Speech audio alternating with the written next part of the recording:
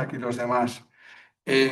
Los que sepáis de mí sabéis que además soy catedrático de Derecho Procesal de la Universidad Complutense, que es mi principal título de legitimación para estar aquí en esta mesa y en este curso, que va a empezar en 15 días y si vosotros lo queréis, porque al final son los alumnos los que hacen el curso, sería ya la tercera edición.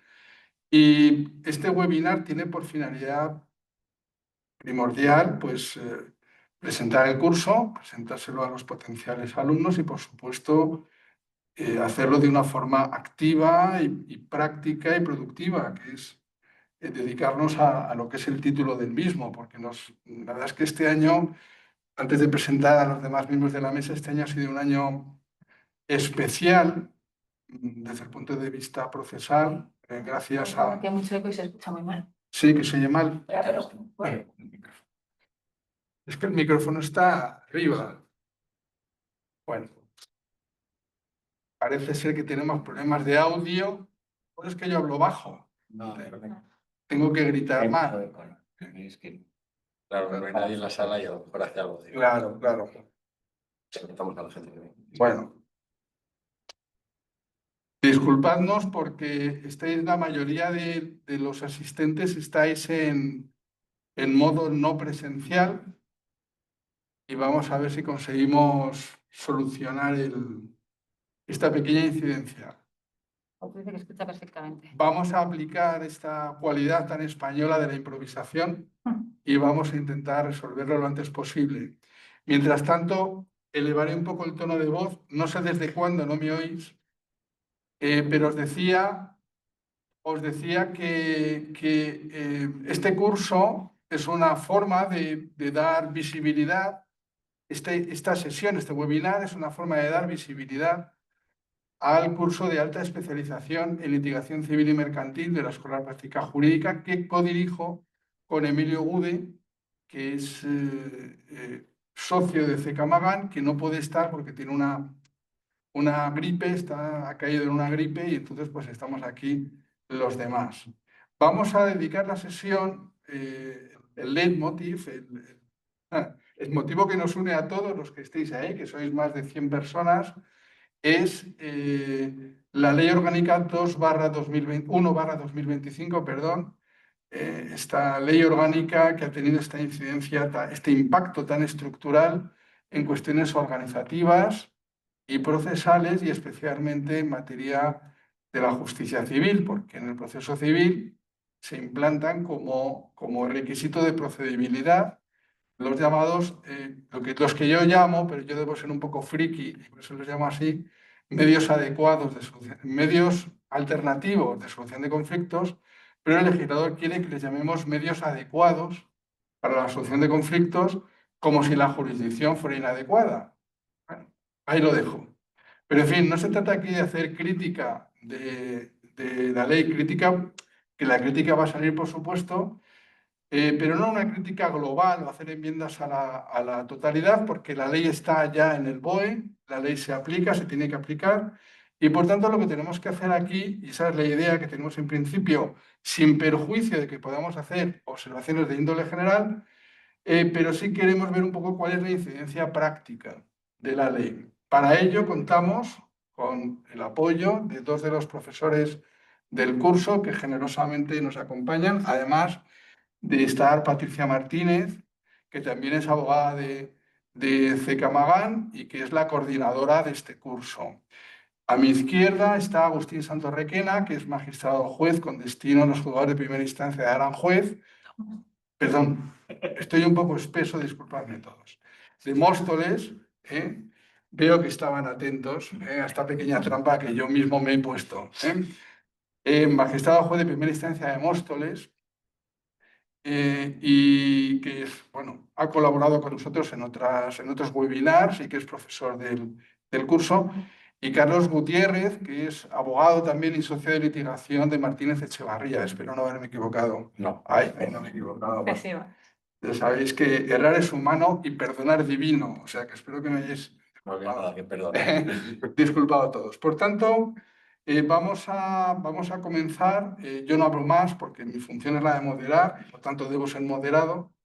en el uso de la palabra, porque a quien hemos venido a escuchar es a los dos ponentes o miembros de la mesa. Os digo a todos los que estáis ahí que podéis comunicaros con nosotros a través del chat. Si queréis hacernos alguna pregunta, plantear alguna cuestión que creáis que es de interés o en relación con el tema del webinar, y las novedades en la admisión de la demanda y del inicio del proceso civil tras la Ley Orgánica 1/2025, pues lo podéis hacer por el chat y nosotros trasladamos las preguntas a los profesores. Por tanto, abrimos ya, sin mayor solución de continuidad, una ronda de preguntas. Si no os parece mal, empezamos por Agustín, continuamos por Carlos. Pues si queréis, pues pocos minutos, 2, 3 minutos cada uno, que nos deis una impresión personal para centrar, si me disculpáis, el símil taurino en tono en suerte. Vamos a tratar de conocer cuál es vuestra impresión general sobre el estado de la cuestión, es decir, cómo está afectando a fecha de hoy, el 30 de septiembre de 2025, la reforma en lo que es la jurisdicción civil o la justicia civil. Pues Agustín, cuando quieras. Muchas gracias por la presentación y por haberme invitado aquí. Y en primer lugar, desde mi punto de vista, pues yo lo que puedo decir es lo que estoy observando, que quizás sea lo que puede interesar más a quien nos esté escuchando, a quien esté pensando en qué medida en el ejercicio ante un juzgado de las tareas propias de la abogacía, pues le puede hacer. Eso en primer lugar. La reforma, pues con una buena intención, que es facilitar los acuerdos antes de los pleitos, y con una, no sé, si mala intención o efecto secundario, que es limitar el acceso de los justiciables a los juzgados. Parece partirse de la base de que todo el que acude al juzgado pues podía evitar acudir al juzgado. La experiencia de los procesos civiles es que quien acude al juzgado es porque no puede evitar acudir al juzgado. Algunas veces puede haber mala fe, algunas veces puede haber errores, algunas veces hay pura ignorancia en acudir al juzgado, pero el porcentaje que yo he visto es mínimo. Lo que hay es no el paraíso del deudor, que decíamos que era la antigua ley de enjuiciamiento civil, un pequeño oasis para que el deudor se entretenga un poco más antes de cumplir cuando tiene que cumplir. Una disuasión a quien quiera acudir a los tribunales, que como siempre que se plantea una disuasión, pues a veces pues es buena y a veces es mala. Como es una disuasión general y a priori, pues no podemos valorar si es buena o mala para cada caso.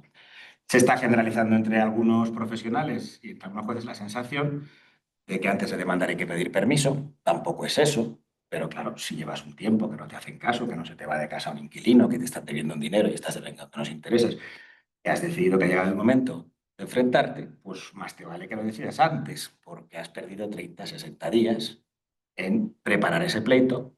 Has avisado, no he detectado que hayan aumentado las medidas cautelares previas, de hecho incluso al revés.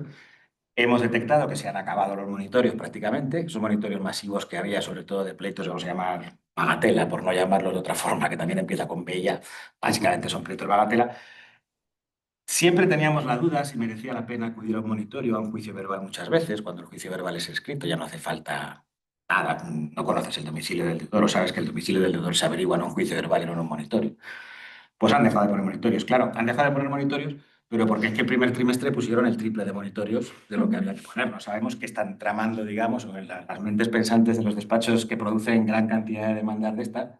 No sabemos si es que están esperando a poner verbales, si es que están parando, o están esperando simplemente a que en nuestro partido judicial se aplique la reforma esta de los tribunales de instancia, que no sé tampoco por qué se llaman tribunales, porque no hay nada colegiado, simplemente es la colectivización de unas oficinas, que a veces funcionan mejor que otras, pues bueno, se colectivizan, porque efectivamente puede ocurrir que esta clase de pleitos bagatela pasen por un coladero porque ya no hay argumentos para inadmitirlos. Entonces, esto que puede ser un argumento para la inadmisión, a mí me preocupaba porque me parece que pueden funcionar como auténticas limitaciones excesivas o injustificadas del derecho de acceso a la justicia.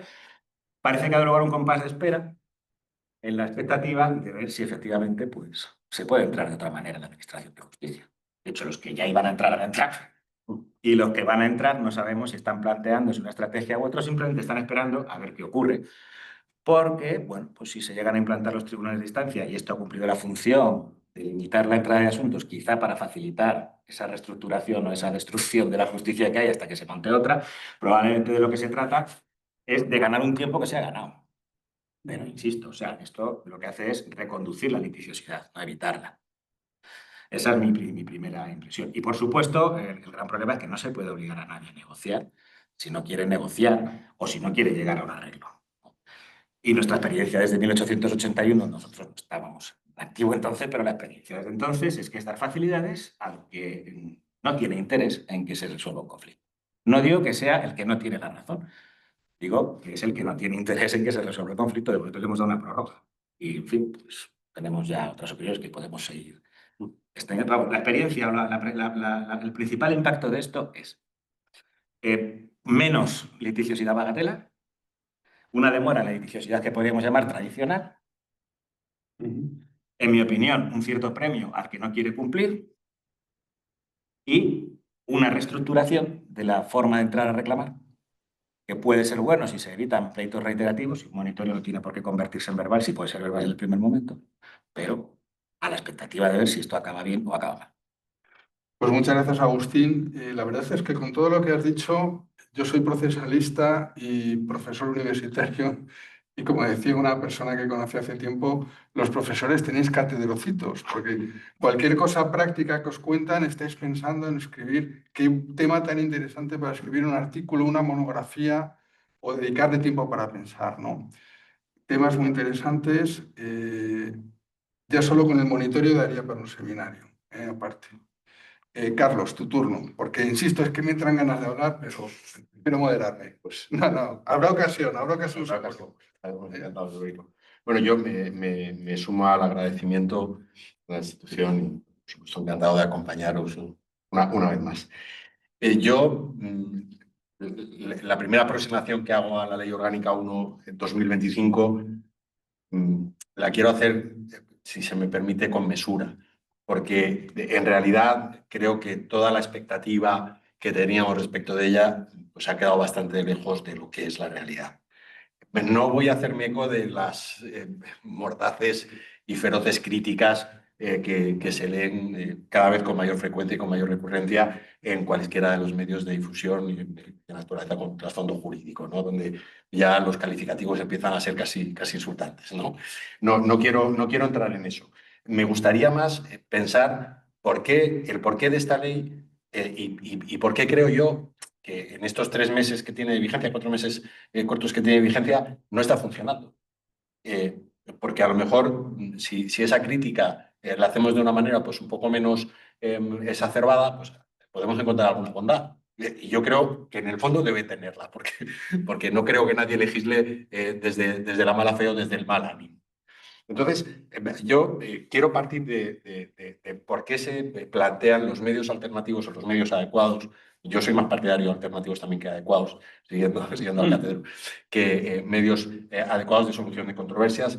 De por qué se plantea esto como un requisito de procedibilidad o un requisito de acceso a la jurisdicción. Esta ley no surge de la nada, esta ley viene de antes. Ha habido un proyecto también de ley de eficiencia que no salió, es el anteproyecto.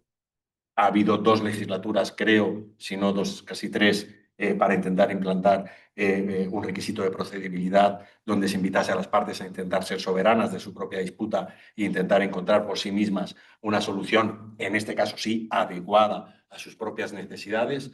Y al final pues hemos tenido la ley que tenemos. Pero lo que había de trasfondo aquí era eso, era la idea de dar al justiciable la soberanía de su disputa.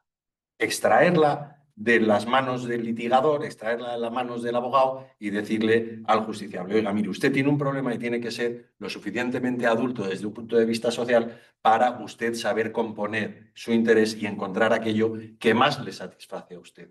¿Por qué? Porque si usted se va al tribunal, el tribunal va a ser preso del principio dispositivo del proceso. Y entonces solamente le va a poder dar con carácter binario lo que usted pida, sí o no, se acabó. Y usted puede encontrar soluciones que para usted son más adecuadas. Búsquelas.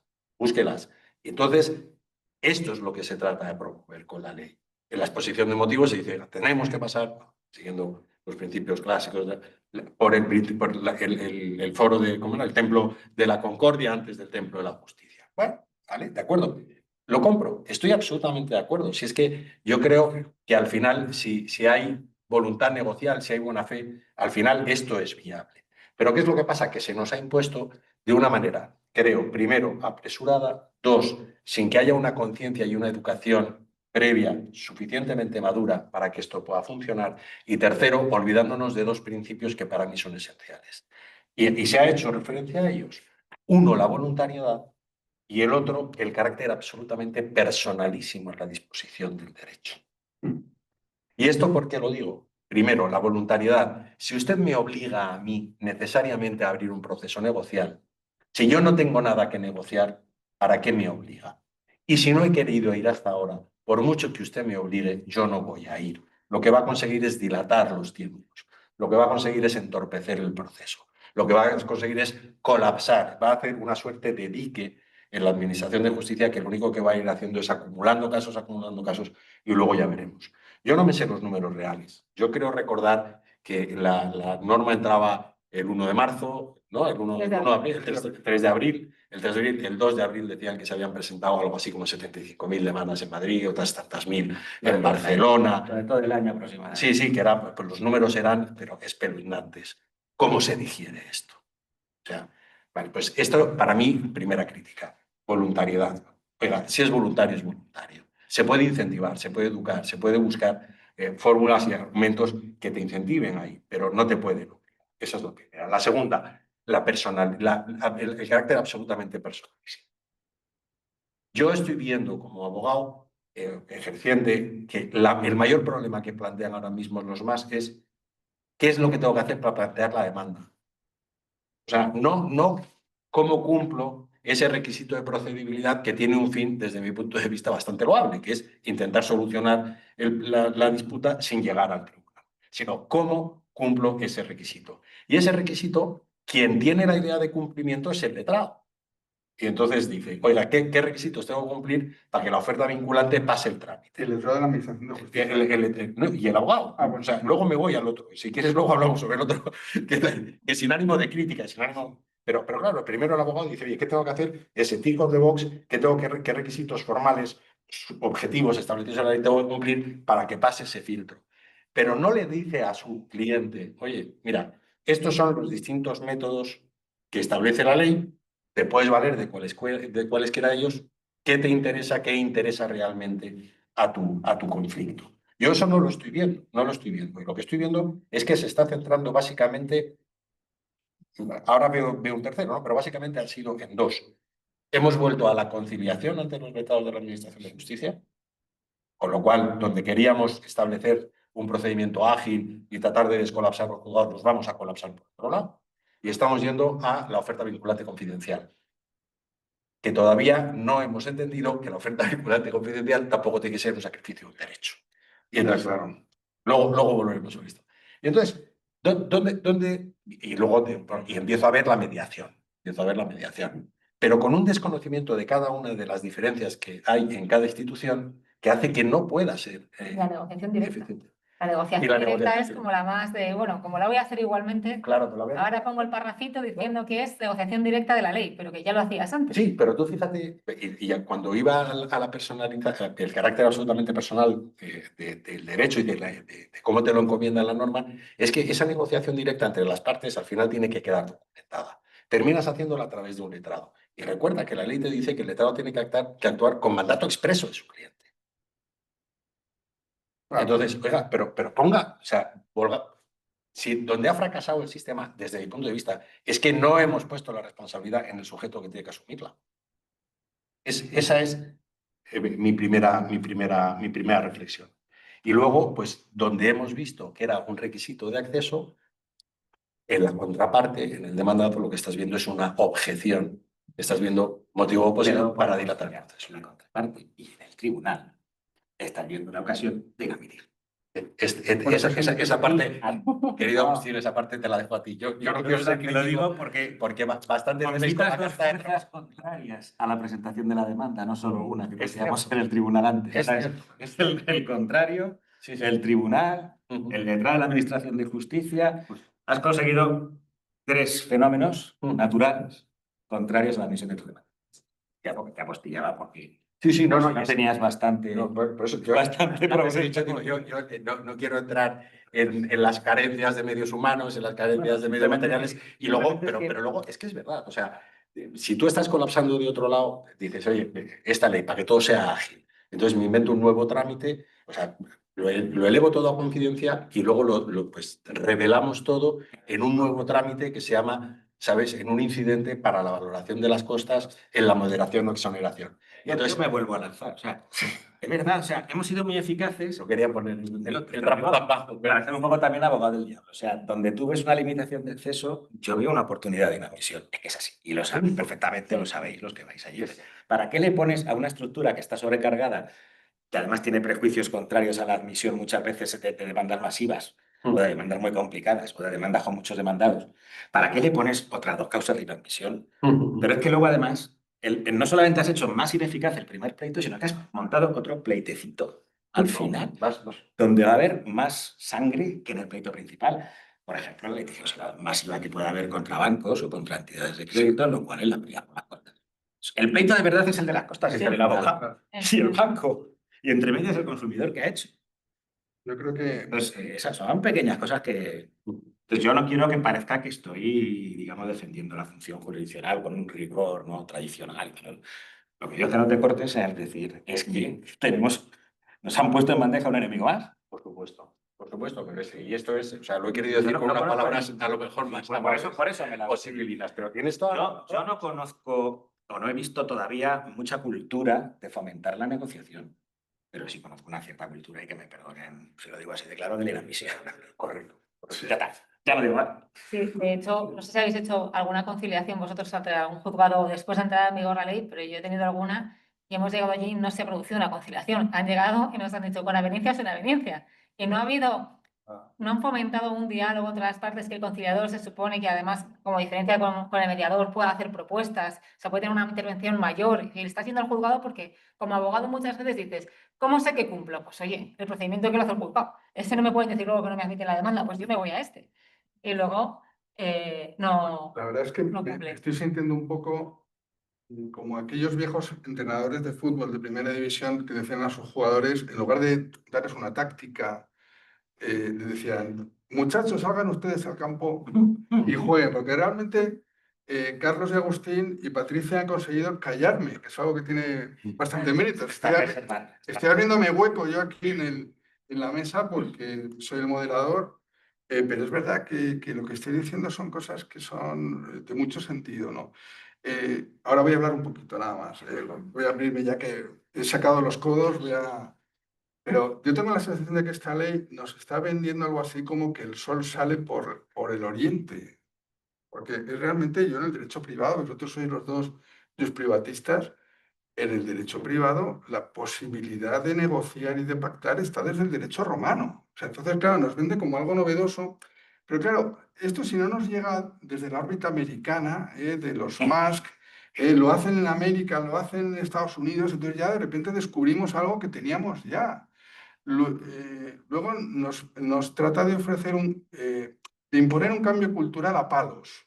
O sea, yo no digo que realmente los españoles no seamos querulantes, que nos guste ir al juzgado, que realmente a veces los abogados, y hay que ser autocríticos también, pues que en la duda presentamos la demanda, eso está claro, pero yo creo que hoy en día el ciudadano que se lanza, el justiciable que se lanza a litigar, porque ya he intentado todo lo posible para no litigar. Es decir, yo creo que lo que decía Patricia, o sea, la negociación siempre ha estado ahí. Es verdad que no estaba formalizada, normalizada, pero cualquiera de los asistentes que os pongáis en posición no de abogados, en posición de justiciable, pues cualquier litigio que tenéis en la esfera privada, intentéis antes que nada llegar a un acuerdo, buscar un arreglo previo, ¿no? Y bueno, somos creativos en España, la verdad. Inventamos lo inventado. ¿eh? Hemos creado los juzgados colegiados unipersonales colegiados y los colegiados unipersonales, porque tenemos audiencias provinciales que dictan sentencias con un solo magistrado, por ejemplo. Hemos aportado a la cultura jurídica universal los juicios verbales escritos, que eso ya es, digamos que es la cuadratura del círculo. Y ahora, pues hemos establecido los acuerdos voluntarios obligatorios, que es otra que yo no sé desde el punto de vista del derecho civil en qué medida afecta o no a la validez de un acuerdo. Si lo tengo que llegar a un acuerdo porque tengo el riesgo de que como no llegue a un acuerdo, aunque luego gane, no me van a dar las costas, porque esa es otra, ¿no? O sea, que yo siempre he pensado que esta nueva regla de costas y que cuando se imponía en el proceso civil el criterio objetivo del vencimiento en materia de costas era porque era mucho más cómodo. Claro, es que si tiene que valorar cada juez, tiene que valorar ahora si realmente ha habido buena o mala fe, no ya en el proceso, sino en la negociación anterior, pues eso va a generar, lo que decía Agustín, un mini pleito posterior dentro del pleito solo para determinar las costas, ¿no? Dos observaciones y defendiendo a los abogados. ¿Vale? Me dejas conformarle defender a los abogados. Primera cuestión. No siempre tengo ese privilegio que me Vamos a intentarlo para que vean que aquí estamos abiertos. ¿Cómo le dices que ha actuado con mala fe contra la Administración de Justicia, con un acuerdo secreto? Yo no sé, ¿cómo le dices eso, tío, que le has dado una estimación total de la demanda? ¿Tú? ¿Qué puede ocurrir? Yo no soy capaz todavía. Probablemente sea capaz, porque si hemos ya conseguido la negociación voluntaria obligatoria, conseguiremos la estimación total con costas que se vuelven contra el tío que ha ganado, que puede acabar pasando. Sobre todo teniendo en cuenta que quien se va a cargar de un mini pleito va a ser un miembro de la cosa judicial, vamos a llamarlo así, hasta que como queda, y quien luego puede tener la última palabra es otro. O sea, donde antes un juez con un vencimiento objetivo liquidaba un juicio verbal con unas costas que luego se tasaban o no se tasaban porque en función de la ley, ahora tenemos la intervención de tres, del funcionario que de tal, del letrado que no sé qué, del juez que dicta la sentencia, del letrado que hace la transacción de costas, que no tiene que ser el mismo que ha intervenido antes, con otro funcionario que no tiene que ser el mismo. 5 personas para una cosa que se podía arreglar con 2. Y segunda cuestión, la negociación de los abogados. Cuando alguien va a negociar, tiene que tener herramientas. Ahí tienes ahí el modelo americano, el presidente de los Estados Unidos de América, actual presidente de los Estados Unidos de América, independientemente de la valoración que merezca, resulta que había escrito un librito sobre el arte del negocio, del trato, no sé, de arte, no sé cómo lo traduciríamos. Te recomienda cómo hacer para negociar y salirte con la tuya siempre. Claro, un abogado hace lo mismo, pero ¿con qué herramientas cuenta un abogado para negociar con el otro? Porque todos los españoles son buenos y de estas cosas, maravilloso, por eso estamos aquí, porque hay un señor que dice que no me paga y hay un señor que dice que me tiene que pagar. Pues yo siempre he visto el proceso como una herramienta de negociación y lo he seguido viendo y esta mañana y la semana pasada y antes del verano yo lo veía así. Un abogado no tiene herramientas de negociar hasta que no ve hasta qué punto le puede dar la razón. Entonces, la palanca, la herramienta con la que tú puedes negociar muchas veces es el proceso y te la han quitado. Te la han quitado y eso no tiene que ver con que tengas razón o no la tengas, tiene que ver con que te han quitado una Entonces, el proceso te refieres a la demanda. el proceso, yo te digo, la demanda, el proceso. la medida cautelar, el avance del proceso, el proceso que iba a durar un año y acaba durando 7. Y eso que a los procesalistas nos daba cierta ventaja sobre los sustantivistas, como tú siempre has defendido, era que teníamos esa visión en movimiento. O sea, el proceso, el derecho puede ser una fotografía, el Código Civil podemos estar discutiendo sobre las donaciones desde los romanos hasta ayer, pero el proceso se mueve.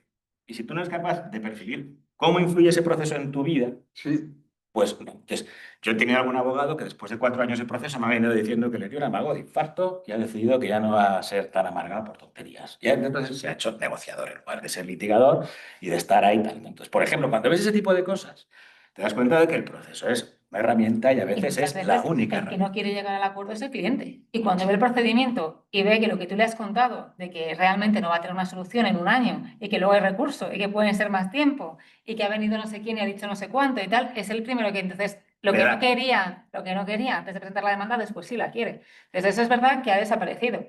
Y ahora nos hemos metido en yo creo, en algo más y ahí va mi pregunta. ¿Cómo nosotros podemos luego garantizar que estamos cumpliendo bien este requisito? Porque luego hemos visto que hay 15 acuerdos de unificación de criterios.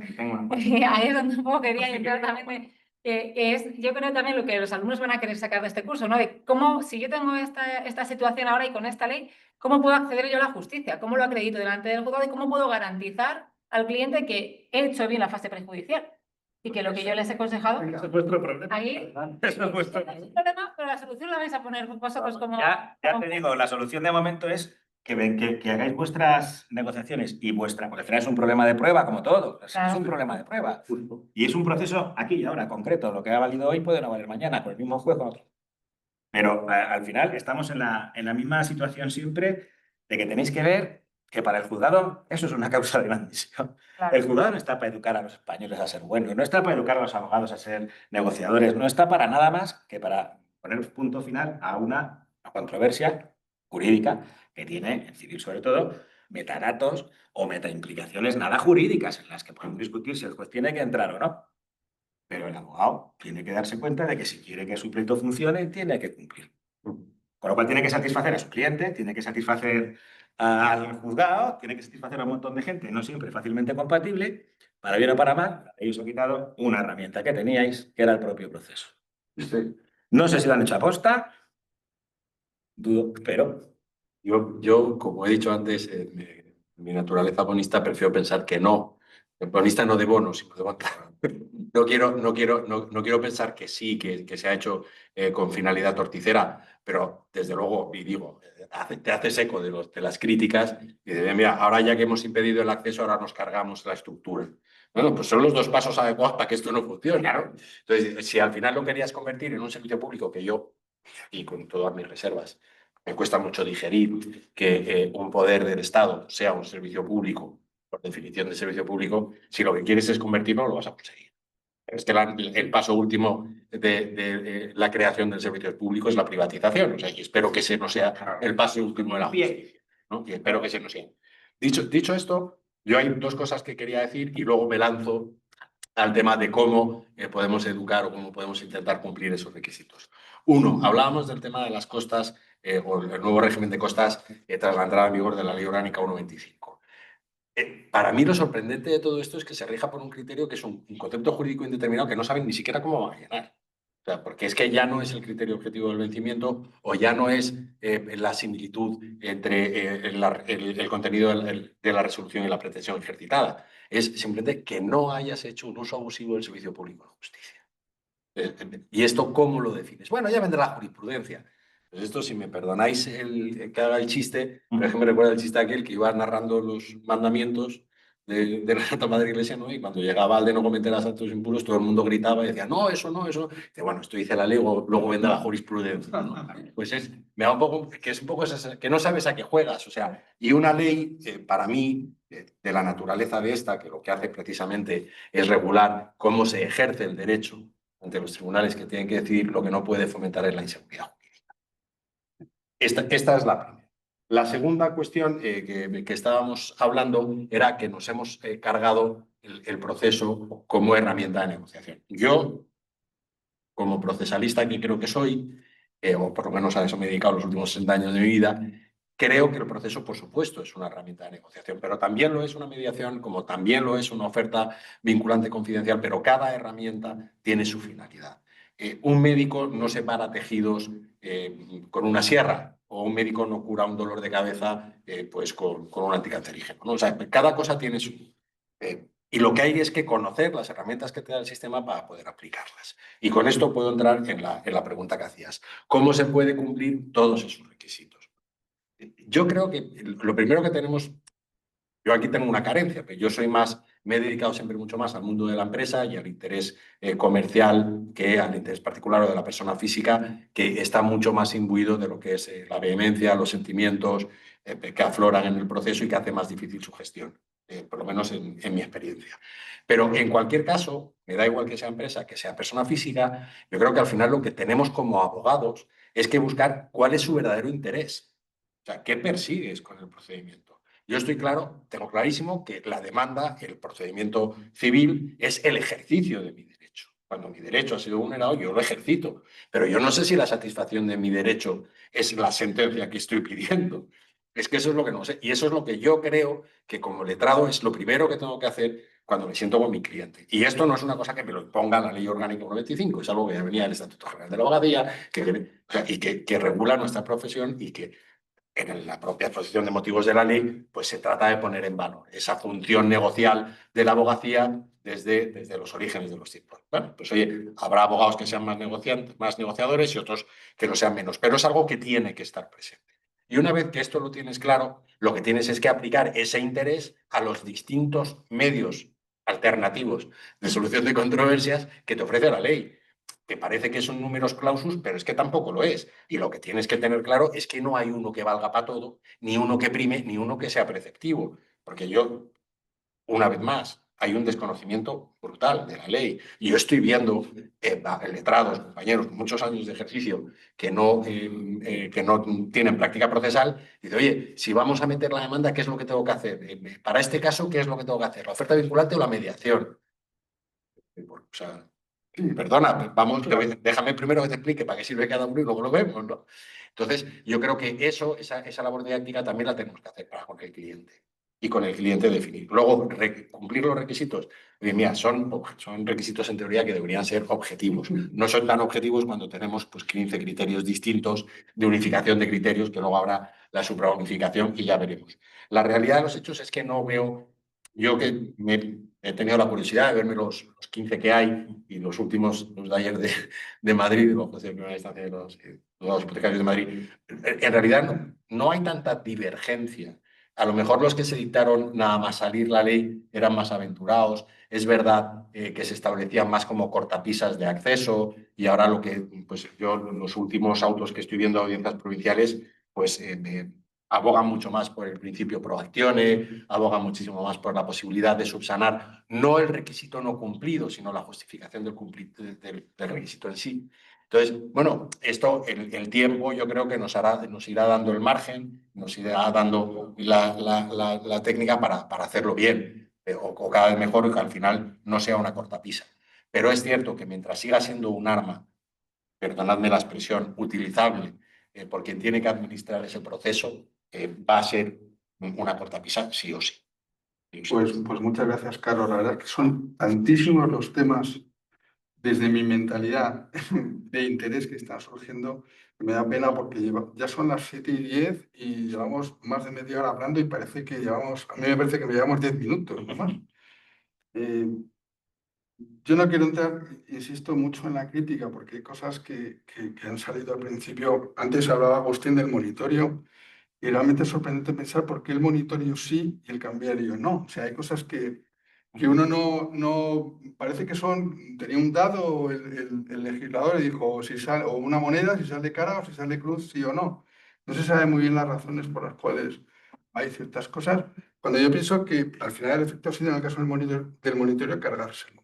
Y Bueno, es que es el un monitorio que era la estrella de la ley de enjuiciamiento civil y lo que mejor funcionaba. ¿Por qué no valía el requerimiento de pago ya como un acto de intento de negociación? Oye, te recuerdo que tienes una deuda, págamela en 20 días. Eso era. Eso era el Monitorio no era intento. un proceso declarativo. Para mí ese era el medio adecuado de solución de conflictos. Era un medio adecuado de... Procesal, pero no. Entonces, lo impongo antes y lo impongo después. Es decir, cuando me opongo y se convierte en verbal o en ordinario, además impongo que ahí también hay un más. O sea, es como una reiteración que yo creo que al final lo que ha conseguido es que los abogados ya desistan de usar el monitorio porque no tiene... Y eso era un gran instrumento de defensa del crédito privado, porque muchas veces pensamos en el deudor, pero hay que pensar también en el acreedor y que para que el sistema funcione está el acreedor. Pero yo quería formular otra cosa, una cuestión que me interesa. Es verdad que no todos los MASC exigen la asistencia de un abogado. Yo personalmente lo recomiendo, porque aunque la ley no lo imponga, pues hombre, ¿quién va a llegar a un acuerdo de esta trascendencia en cualquier asunto sin preguntar a un abogado primero o sin que me apoye un abogado? Entonces a mí la pregunta que me plantea es el papel del abogado antes y después. O sea, un abogado que participa en una negociación previa, que estamos oficialmente pidiendo, aunque sea a través de un medio fuera o extramuros de la jurisdicción, estoy pidiendo a un abogado que me asista o deme usted cuáles son. Ponga usted sobre la mesa cuáles son sus armas de negociación, cuál es su posición. Cuénteme lo que usted tiene para negociar, porque para negociar hay que intercambiar posiciones. Luego, ¿eso en qué medida afecta a la posición de esos mismos abogados en el proceso posterior? Es decir, si yo estoy revelando mis armas antes de litigar y no llego a un acuerdo antes de litigar, ¿eso creéis que eso afecta a la defensa de las partes después? ¿Eso inhabilita a esos abogados para poder defender a esos mismos clientes en el proceso posterior? No lo sé. Es una cosa que siempre he dado vueltas. A lo mejor resulta que no da problemas, pero no sé. Mi opinión, que no tiene por qué ser la más autorizada. Claro, la tuya. Pero mi opinión, no, luego la crítica, yo la quiero. O sea, quiero la crítica, quiero debate. Mi opinión, vamos a ver, yo he participado en muchísimos procesos de mediación, sobre todo de naturaleza de componente internacional, ¿vale? Mucho marcado por la tradición anglosajona. Puedo decir que funciona, puedo decir que son procesos negociales reales. Yo me gustaría hacer un breve inciso. Primero, ¿qué es la negociación? Porque la ley lo que te incita no te obliga a que negocies. O sea, es que la ley no te dice usted tiene que negociar por narices para que yo le admita a usted una demanda. La ley lo que dice es usted tiene que intentar abrir un proceso de negociación. Y abrir un proceso de negociación no es, oye, mira, esta es mi posición, pero estaría dispuesto a... Porque no se trata de que tú sacrifiques tu crédito para que tengas acceso a la jurisdicción.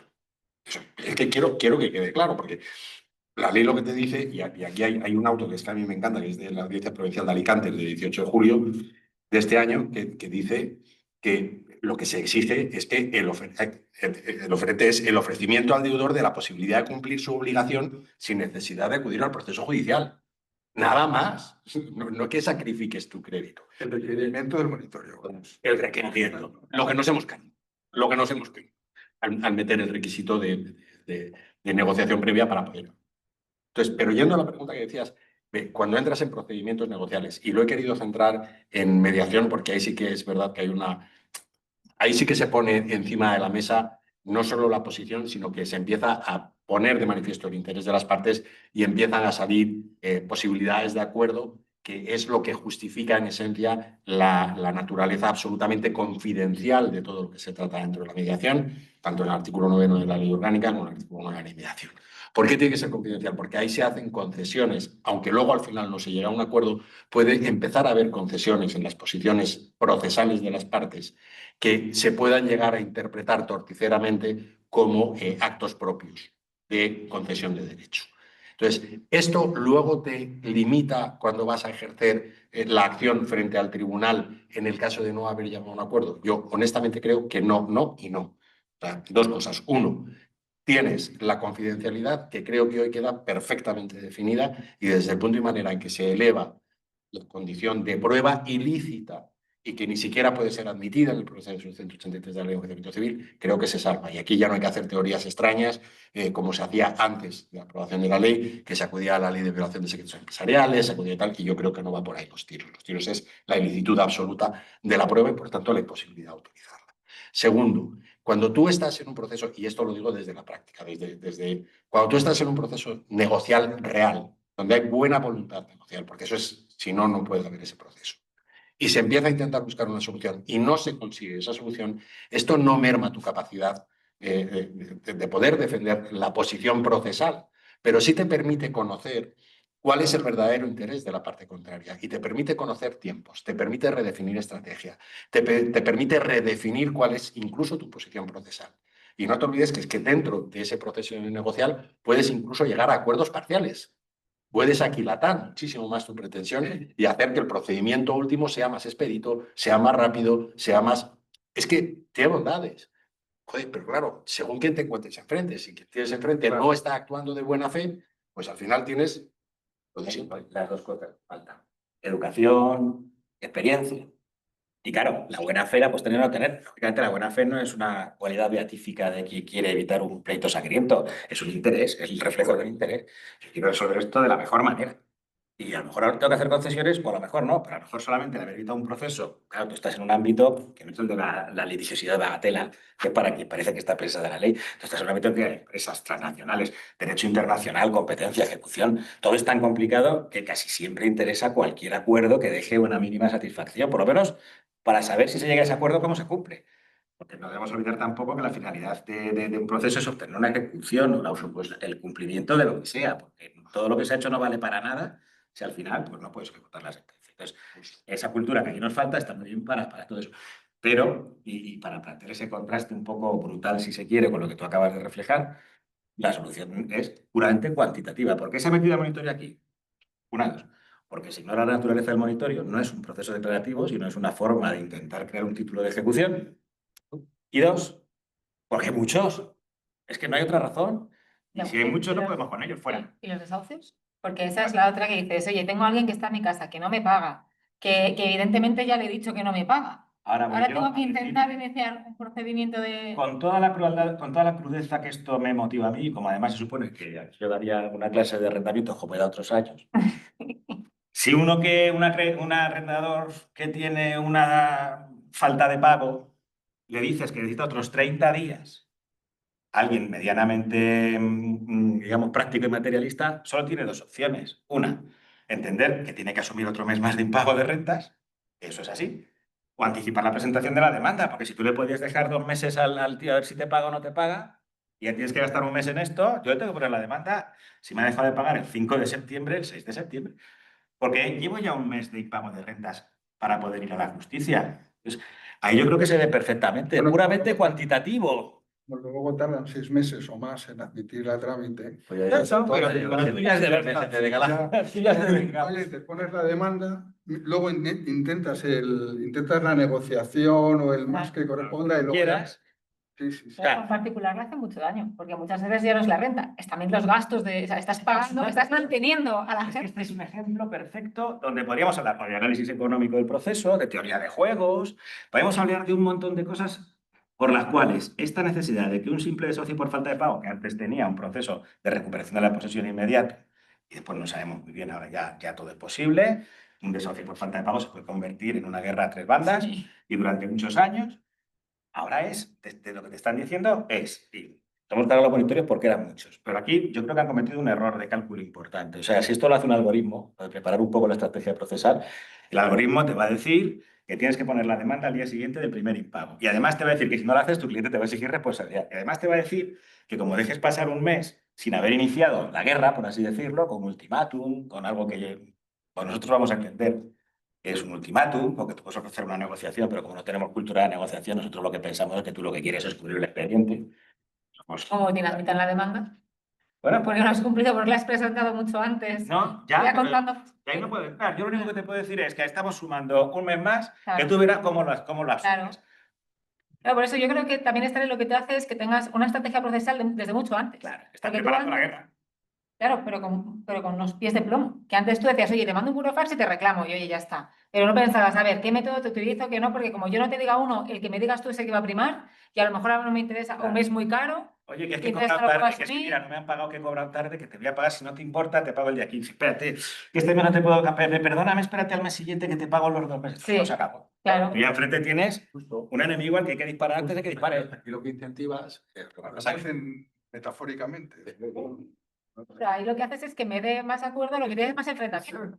Te obligas a preparar la guerra cuando estás proclamando que estás proclamando la posibilidad de Claro, ir a la claro. guerra. Sí, sí, vamos a llegar a un acuerdo y aquí es aquel dicho, ¿no? De que no hay mejor manera de negociar que con el pie en el cuello. Entonces te pongo la demanda y luego negociamos. Y es lo que tienes, pero Eso que no conste. que no conste, Eso pero- se borra de las Pero negociaciones. esto era lo que imperaba. Esto era lo que estábamos diciendo, utilizar el proceso como una herramienta, era eso, te enseño mis armas, te acorralo, te obligo a entrar en un gasto, te obligo a sentir el riesgo del proceso, la presión, y entonces ya nos sentamos y negociamos. Esto, para este tipo de procedimientos, lo único que consigues es dilatarlo un mes, pero necesariamente llevarlos a la demanda. Ahí es imposible fomentar ese diálogo cuando la demanda ya la tienes que estar poniendo desde el tercero, porque es lo que tú estás diciendo. Claro. Porque si no estás perjudicando el derecho. Pero además es que la gente de a pie eso no lo sabe. Entonces, normalmente cuando te llega al despacho te dice, mira, le he llamado 80 veces y no me paga. Y dices, ¿tienes pruebas? ¿Tienes pruebas? Y te dicen, no. Y después, te digo que no ha servido para nada, hay que empezar desde el principio. Vosotros ves, chato. Sí, exacto. Explícalo, Y es una explícalo. cosa que quería apuntar. Desde el punto de vista de la eficiencia, no me parece nada eficiente que toda la fase previa de presunta o tentativa evitación del litigio a la vez se haya convertido en tema probandi. Es materia de prueba. Es una ampliación del objeto del proceso. Lo veas como lo veas, tiene que haber pruebas sobre eso. Y la tentación de introducir datos más o menos tal, de convertir en actos propios cuestiones de negociación, es muy elevada. Y ya yo no sé qué abogado queda ya que se atreva a mandar un correo electrónico al abogado contrario, o claro, porque eso está saliendo. Sí. Y el otro grita, no, porque como se lo has mandado al cliente y no a mí, ya no hay secreto deontológico porque se lo has mandado al cliente. Sí, sí, es que es así. O sea, que hemos ampliado el objeto del proceso, lo cual no me parece eficiente. Lo Ni eficiente razonable. es limitar la discusión a lo estrictamente necesario. Pues otro tema más de prueba. Todo muy procesalista, que a los procesalistas Por un nos da. comentario que ponen aquí, que yo creo que Carlos igual... Vamos a ver un poquito al chat, que seguro que Sí, hay varias cosas, pero hay una que habla de temas internacionales y creo, Carlos, que te puede servir. Es más un comentario, te dice que la exigencia impuesta por la legislación española de avisar previamente a la parte contraria mediante un intento de solución extrajudicial de la controversia que no tiene efecto procesal posterior, puede tener consecuencias procesales significativas en el plano internacional, porque mientras transcurre el plazo exigido por el ordenamiento español para poder presentar la demanda tras el intento fallido del MAX, la otra parte puede interponer su demanda en el extranjero, en otro foro concurrente. Eso. Que yo sepa, en procedimientos de familia con elementos de extranjería, porque es verdad que hay muchos países que demandar es rellenar un formulario y poner cruces. Entonces, eso ya tiene el valor, eso ya genera litispendencia y muchas veces determina el fuero. Pero bueno, Carlos, Sofisticado. Sí, estoy absolutamente de acuerdo. Estoy absolutamente de acuerdo. Hombre, lo primero que tendremos que ver es cuál es el foro donde realmente se tiene que resolver la disputa. O sea, porque cuando hay un componente internacional no necesariamente tiene que ser el órgano jurisdiccional extranjero el competente. A lo mejor la jurisdicción la seguiremos teniendo en España y no puedes anticipar esa demanda que quieres hacer. Pero yo, en estos casos, que estoy absolutamente de acuerdo, y es cierto, avisarle a un deudor que le vas a comenzar un procedimiento de reclamación de su deuda, lo primero que va a hacer es, si puede evitar la ejecución y puede evitar la traba de sus bienes, es ponerlos a buen recaudo, con lo cual lo que le estás es avisando para que si era mal pagador, pues se convierta al final en el impagador renuente al que nunca conseguirás pillar, ¿no? O sea, que te ha puesto a correr detrás de un árbol. Yo, en estas circunstancias, a mí lo que me dice la experiencia es que afines mucho cuando vas a iniciar los procedimientos y en aquellos en los que sabes en los que tienes un riesgo, utilices lo único que te permite la ley, que son las medidas cautelares. Claro, es que yo por eso decía, yo esperaba ver más medidas cautelares. Yo también No he no visto lo veo. medidas cautelares. Ni lo veo. Pero esto es parte de la estrategia del proceso. O sea, cuando tú quieres actuar tu derecho, tienes que intentar hacerlo de la manera en que puedas otorgar mayor garantía de éxito a tu cliente o mayor garantía de menor perjuicio, ¿no?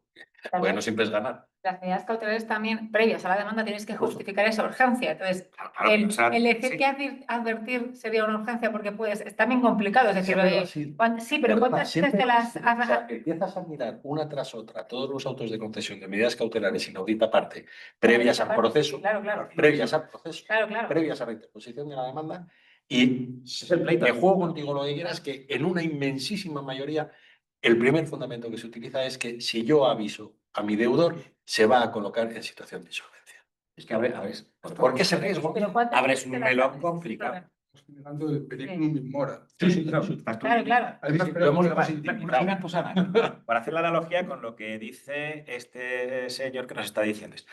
En España no tenemos ese problema de forum shopping, tenemos un problema mucho más divertido que es el del concurso.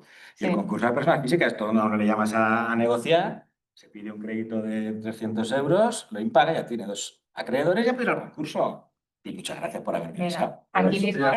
Porque la exención del pasivo insatisfecho es automática. Queremos avisar a nuestro auditorio que esto no es un tutorial de malas prácticas, ¿no? Son artes oscuras. Pero realmente tampoco podemos obviar la realidad de las cosas y lo que puede ocurrir. Hay que colocarse siempre en lo peor.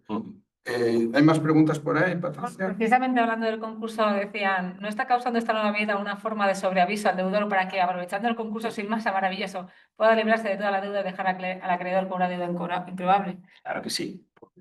Nos piden también, si podemos, pero no sé si vamos a tener tiempo, comentar las últimas resoluciones sobre los MASC. Yo no sé si tenemos tiempo para esto, porque ya hemos dado una hora.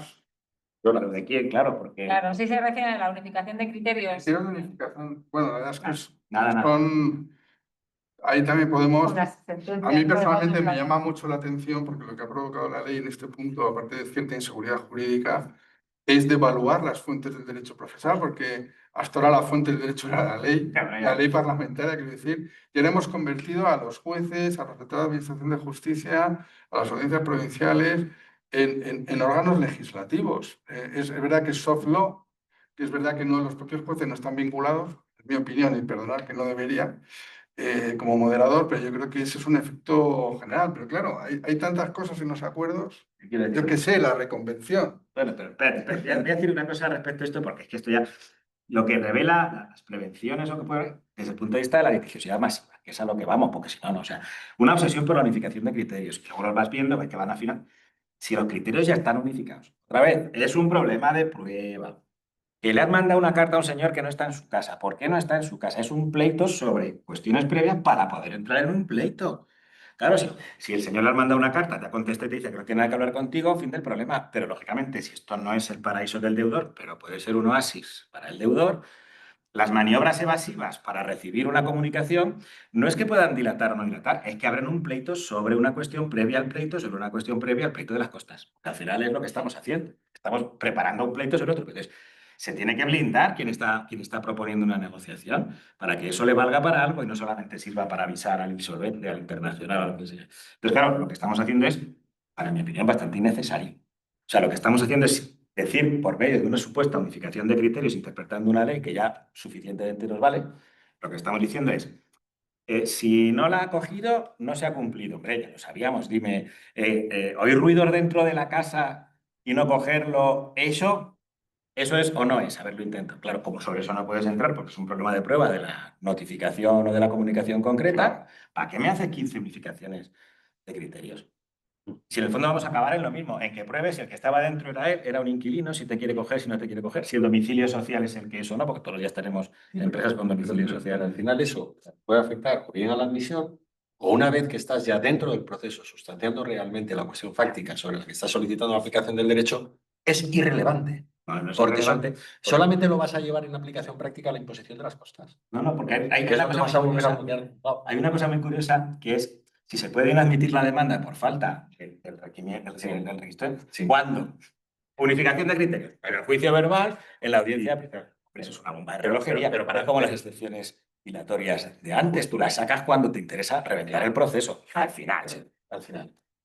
hecho al otro pobre, que la Sí, audiencia claro. previa, sentarse aquí después de 2 años que le han señalado la audiencia previa, y es que no estaba en casa cuando me propuso la negociación, porque mire, tengo un certificado que está Vaya usted al principio. Sí. y entonces, los juzgados conocidos por su expansiva aceptación de asuntos por acciones van a decir, no, hombre, eso no se debe sacar ahora, ¿no? Y entonces, si te dicen que lo retrotraen y que te inadmiten porque no cumpliste con el requisito del MAS, te llevan los demonios, pero te hacen un favor.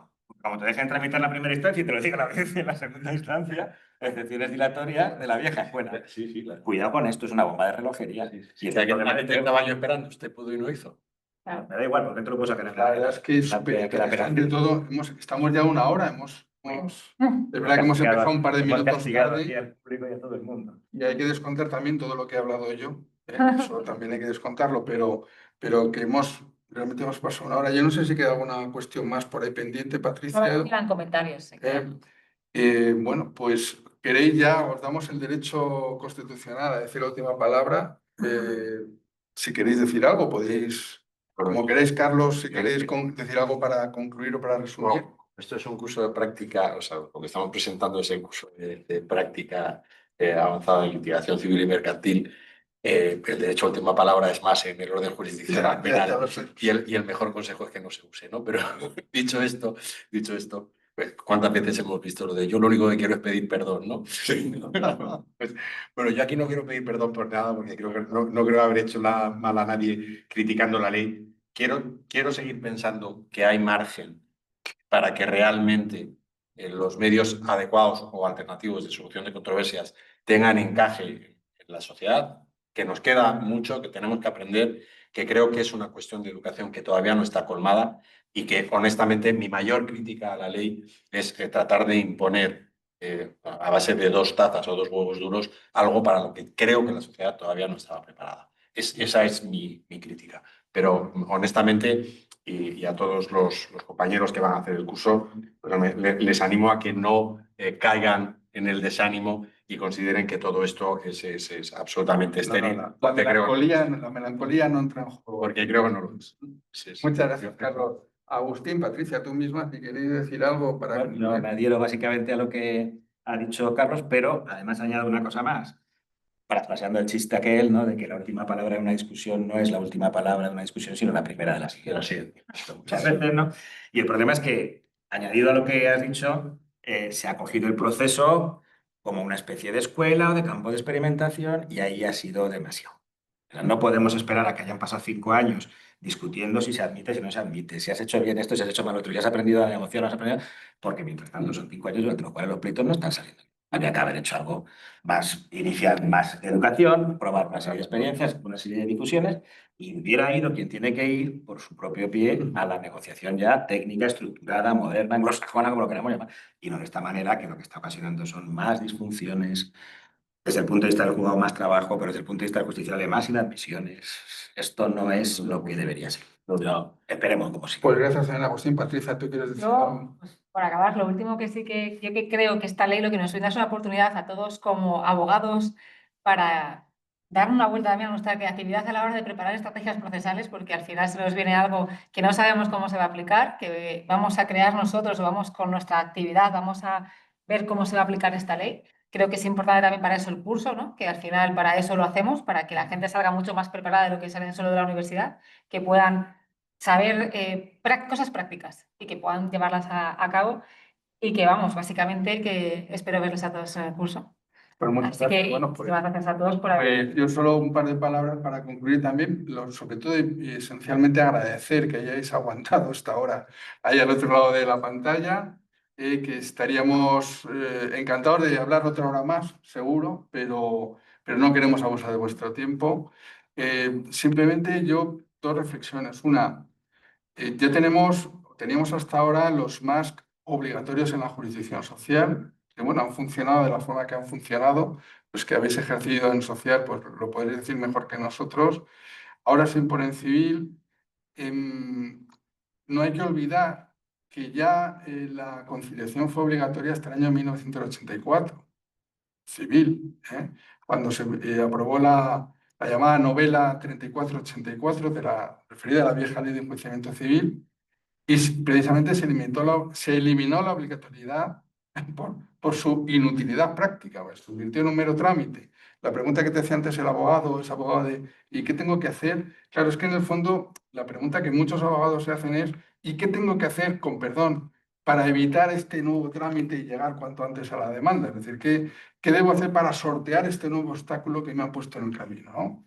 Y yo creo que esa mentalidad es la que quiere evitar la ley. O sea, lo que quiere es que fomentemos y ojalá triunfe. Ojalá triunfe la ley. Todos deseamos que el legislador triunfe, y más cuando están en juego los derechos de las personas, pero mantenemos un prudente pesimismo, porque conocemos bien la habilidad que tenemos nosotros mismos como juristas para enredar las cosas. Ojalá, pues la cosa acabe calando y acabe triunfando sin mayores problemas. Pues por mi parte nada más. Disculpad los problemas, os pedimos disculpas por los problemas técnicos del comienzo, pero esperamos que nos hayáis podido oír bien. Y lo dicho, esto es el curso de alta especialización en litigación civil y mercantil, impartida por magistrados, por abogados, por algunos profesores con experiencia profesional, forense. Y bueno, os pedimos ayuda, sobre todo para darle difusión y para que podamos continuar con él como hasta ahora. Y nada más, muchísimas gracias por estar ahí.